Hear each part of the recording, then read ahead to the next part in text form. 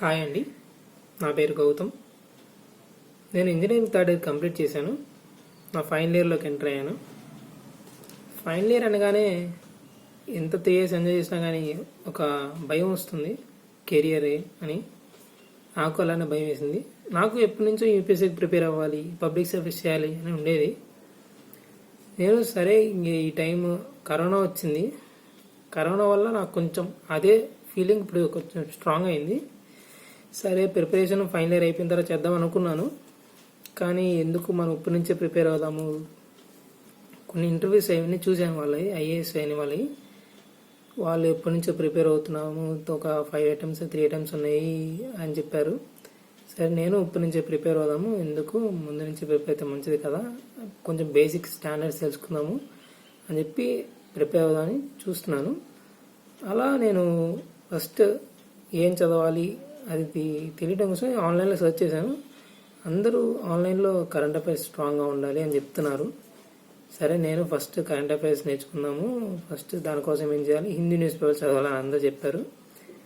అప్పుడు ఇంటికి తెలుగు పేపర్ వచ్చేది, నేను దాన్ని కూడా క్యాన్సిల్ చేసేసి హిందీ న్యూస్ పేపర్ తెప్పించాను. ప్రతిరోజు ఇంకా ఒక ఆ ఎడిటోరియల్ పేజ్ చదవటం మొదలుపెట్టాను. చదువుతున్నాను. మీనింగ్స్ వొకాబులరీ ఉంటే అవి కూడా ఇంకా గూగుల్లో చూసి మీనింగ్స్ తెలుసుకోవటం పెద్ద నాకు సాటిస్ఫాక్టరీగా లేదు. ఎందుకో ఎవరు చదువుతాను, దాంట్లో ఉన్న కాన్సెప్ట్ నాకేం అర్థం కావట్లేదు. సరే ఇలా కాదులే అని చెప్పి యూట్యూబ్లో ఏమైనా ఉన్నాయో మేము ఎడిటోరియల్ అనాలిసిస్ సెర్చ్ చేశాను. ఉన్నాయి, చాలానే ఉన్నాయి, కానీ నాకు అవి పెద్ద కనెక్ట్ అవ్వలేదు. ఒకరోజు ఎల్టెక్స్కి వచ్చింది, నేను అప్పుడు పట్టించుకోలేదు. దాని తక్కువ సబ్స్క్రైబర్స్ ఉన్నారు, వ్యూస్ కూడా లేవు.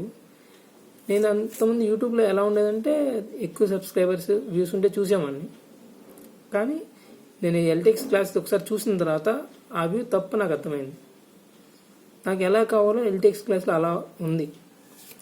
నాకు ఎలా కావాలంటే ఫస్ట్ ఏదైనా టాపిక్ న్యూస్ పేపర్లోకి వస్తే అది ఎందుకు వచ్చింది, దాని బ్యాక్గ్రౌండ్ ఏంటి, అలా కావాలి. అలా చెప్తే ఏం ఉపయోగం అంటే, మనం ఇప్పుడు న్యూస్ పేపర్ చదువుతున్నప్పుడు మనం ఈజీగా ఎంత వొకాబులరీ అయినా కానీ ఏ సెంటెన్స్ అయినా కానీ మనం అజ్యూమ్ చేసేసుకోవచ్చు. ఓకే ఈ దీంట్లో ఇది ఉంటుంది, దీని గురించి ఉండేది, ఓకే ఓకే అని మనం అలా అజ్యూమ్ చేసుకోవచ్చు. నాకు అలా సార్ క్లాసెస్ చెప్పడం మొదలుపెట్టారు.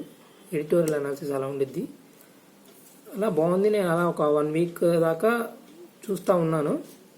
దాని తర్వాత సార్ ఎకానమీకి యూపీఎస్సీకి ఎకానమీ స్టార్ట్ చేస్తామని చెప్పారు.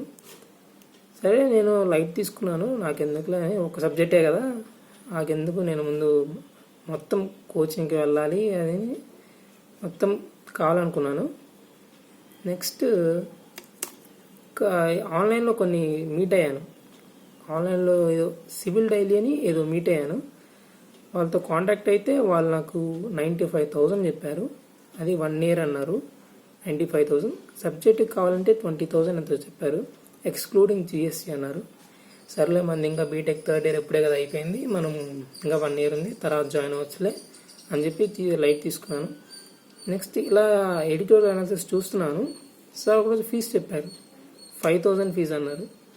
నేనే 5,000 కదా అంటే కొంచెం ఎలా ఉండిద్దో సరిగ్గా చెప్పరేమో అనే బిలీఫ్తోనే ఉన్నాను. నెక్స్ట్ లైఫ్ టైం వ్యాలిడిటీ అన్నారు. లైఫ్ టైం వ్యాలిడిటీ అంటే ఎప్పుడు కావాలంటే అప్పుడు చూడొచ్చు. మనకి ఇది ఇక్కడ 95,000 తీసుకున్నా కానీ 1 year. 1 year అంటే మనం బీటెక్ ఫైనల్ ఇయర్ చదువుతున్నాము, ఈ ఫైనల్ ఇయర్ చదవాలి అది చూడాలంటే అసలు కుదరదు. ఫైనల్ ఇయర్ అంటేనే మరి బిజీగా ఉంటాము, ప్లేస్మెంట్స్ అని ప్రాజెక్ట్స్ అని ఏమైనా ఉంటాయి, బిజీ అయిపోతాము, అవి పట్టించుకోము. 1 year అయిపోద్ది, 95,000 వేస్ట్ అయిపోద్ది అని చెప్పి నేను సరే అయిపోయిన తర్వాత చూద్దాం అనుకున్నాను. ఇది వచ్చేసరికి లైఫ్ టైం వ్యాలిడిటీ అన్నారు, అంటే ఎప్పుడు కావాలంటే అప్పుడు అవ్వచ్చు అన్నారు. సర్లే నేను వీడియో అనాలిసిస్ అయితే చాలా బాగుంటుంది, ఈ క్లాస్ ఎలా చెప్తారో నాకు తెలియదు కదా. ఒకరోజు డెమో క్లాస్ పెట్టారు. అప్పుడే న్యూస్ పేపర్స్లో ఈ కరోనా వల్ల స్టాక్ మార్కెట్ పడిపోయింది, ఎకానమీ పడిపోయింది అని వస్తున్నాయి. ఇంకా నాకు గుర్తుంది, ఆ రోజు demo class Indian financial market గురించి చెప్తున్నారు. నాకు చాలా బాగా అర్థమైంది. షేర్స్, బాండ్స్ అని, టీ బిల్స్ అని నాకు చాలా బాగా అర్థమైంది. సరే మనము ఎందుకు రిస్క్ తీసుకుందాము, జాయిన్ అవుదాము. 5,000 కదా, ఇన్స్టాల్మెంట్స్ ఎలాగో అంటే 3,000 కట్టేస్తే జరగవు, ఒకవేళ బాగాపోతే 3,000 కదా, పోతే పోనీ సరే జాయిన్ అవుదామని చెప్పి జాయిన్ అయ్యాను. ఫస్ట్ రోజు క్లాస్ విన్నాను, నాకైతే చాలా బాగుంది ఫస్ట్ రోజు క్లాసు. నిజం చెప్తున్నా, ఇన్ని రోజులు క్లాస్ ఉన్నాను, ప్రతిరోజు ఫస్ట్ రోజులానే ఉండింది క్లాస్. అంత బాగుండిద్ది. స్టూడెంట్ టీచర్ ఇంటరాక్షన్ చాలా బాగుండిద్ది. మనం ఏ డౌట్ అయినా అడగచ్చు, ఎన్నిసార్లు అయినా అడగచ్చు. అన్నిసార్లు అడిగేంత దాకా కూడా రాదు. ఫస్ట్ అటెంప్ట్లోనే మీకు చాలా ఈజీగా అర్థమవుద్ది. ఏ టాపిక్ అయినా చాలా ఈజీగా డీల్ చేస్తారు. నాకు ఫస్ట్ ఇండియన్ ఫైనాన్షియల్ మార్కెట్లో బాండ్స్ అవన్నీ విన్నాను. దాన్ని అసలు వాటిని ఎలా డీల్ చేశారంటే, మన ఇంటి చుట్టూ ఉండే వడ్డీ వ్యాపారాలు, చీటీలు, వాటితో పోల్చి చెప్పారు. నాకు చాలా ఈజీగా క్లియర్గా అర్థమైపోయింది. ఇంకొకసారి చెప్పాల్సినంత అవసరం కూడా వచ్చింది కూడా కాదు. డౌట్స్ అనేవి చిన్న చిన్న డౌట్స్ ఉంటే ఇది ఎలా అది ఎలా ఈజీగా అడగచ్చు.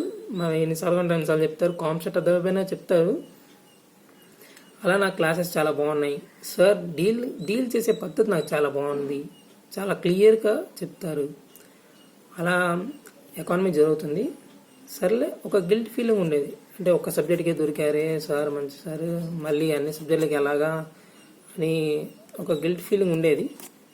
నెక్స్ట్ టైం ఒక 1 వీక్ తర్వాత సార్ పాలిటీ లాంచ్ చేస్తామన్నారు. అది తెలిసి నేనే ఫస్ట్ పర్సన్. అలా చెప్పగానే నేను ఎంటే మనీ పే చేసి జాయిన్ అయిపోయాను పాలిటీకి.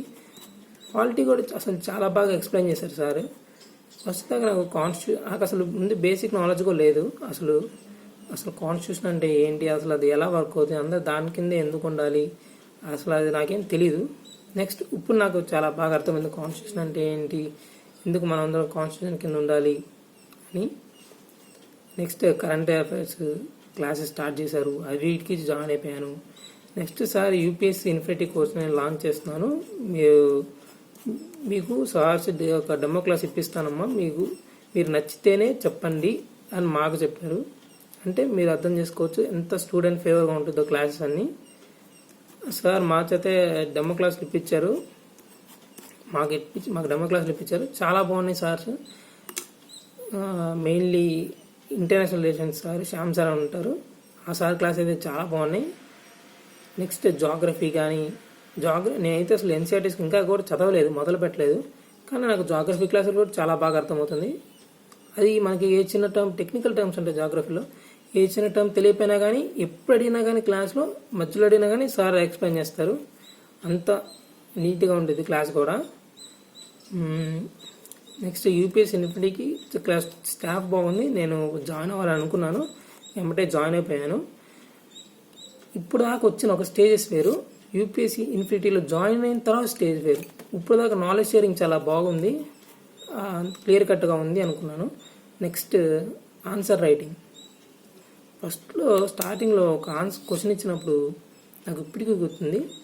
బాయ్కాట్ చైనీస్ ప్రొడక్ట్స్ అని ఒక క్వశ్చన్ ఇచ్చారు. నేను ఎస్ఏ రాయాలి. అప్పుడు నేను అసలు ఎప్పుడు ఇలా ఎస్ఏస్ రాయలేదు. నేనేమనుకున్నానంటే నాకు తెలిసింది రాయటం అని చెప్పి రాసేసాను. తర్వాత సార్ కొన్ని కామెంట్స్ ఇచ్చారు. ఇలా కాదు, ఇలా రాయకూడదు, ఏ పద్ధతిలో రాయాలి, ఎంత డిప్లొమాటిక్గా రాయాలి, ఆన్సర్ని ఎలా బ్యాలెన్స్ చేయాలి, పాజిటివ్స్ ఎలా చెప్పాలి, నెగిటివ్స్ ఎలా చెప్పాలి, ఇంట్రడక్షన్ ఎలాగా, కంక్లూజన్ ఎలాగా, అవన్నీ చెప్పారు.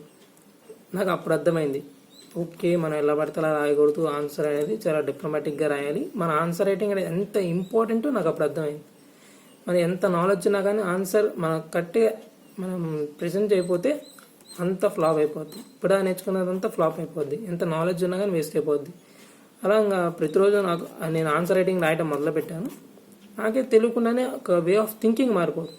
ఒక క్వశ్చన్ ఇస్తే దాన్ని ఏ యాంగిల్లో నుంచి, ఏ డైమెన్షన్లో నుంచి చూడాలి క్వశ్చన్ని, దాని యొక్క పాజిటివ్స్ ఎలా ఇంట్రడక్షన్ చేయాలి, ఎలా కంక్లూడ్ చేయాలి, ఏ పాయింట్స్ని టచ్ చేయాలి, ఏ వైపు టచ్ చేయకూడదు, అవి నాకు చాలా బాగా అర్థమైనాయి.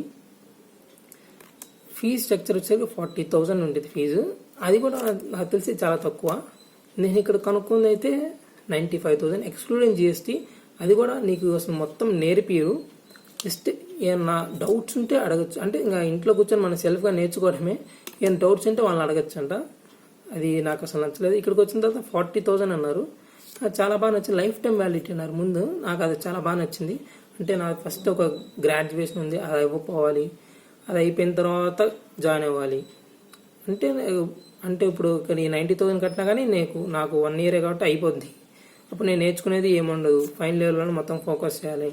నెక్స్ట్ ఇక్కడ 40,000 కడితే నాకు లైఫ్ టైం వ్యాలిడిటీ వస్తుంది. నాకు గ్రాడ్యుయేషన్ అయినా మళ్ళీ వినొచ్చు, ఎన్నాళ్ళైనా వినొచ్చు, ఇంట్లోనే కూర్చొని ప్రిపేర్ అవ్వచ్చు.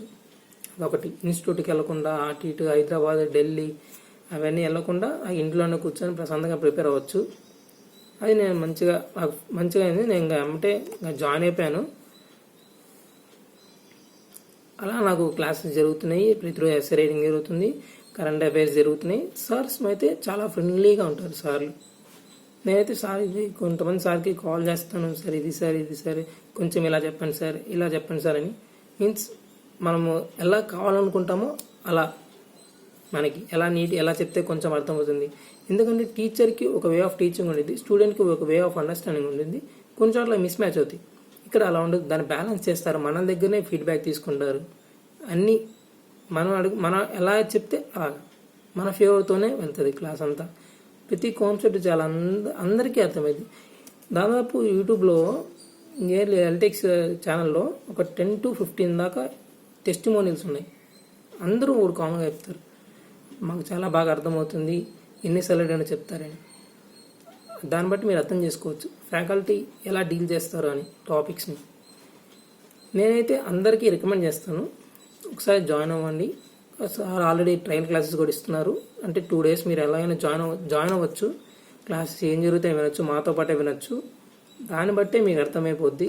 మీరు కంపల్సరీగా జాయిన్ అయిపోతారు నాకు తెలిసి.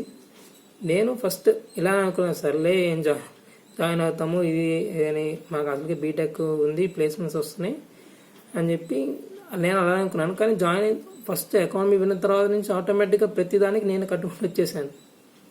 ఒక హిప్నటైజ్ లాగా ఉండేది, అంత బాగుంటుంది క్లాసు నేను చెప్పటం. నన్ను అడిగితే చాలా 40,000కి ఎక్సలెంట్ ఫ్యాకల్టీతో మంచి అట్మాస్ఫియర్తో తక్కువ ప్రైస్కి మీకు వస్తుంది నేను చెప్పడం. ఈ టెస్టిమోనియల్ మీ అందరికీ ట్రస్ట్ని బిల్డ్ చేస్తుందని అనుకుంటున్నాను. Thank you.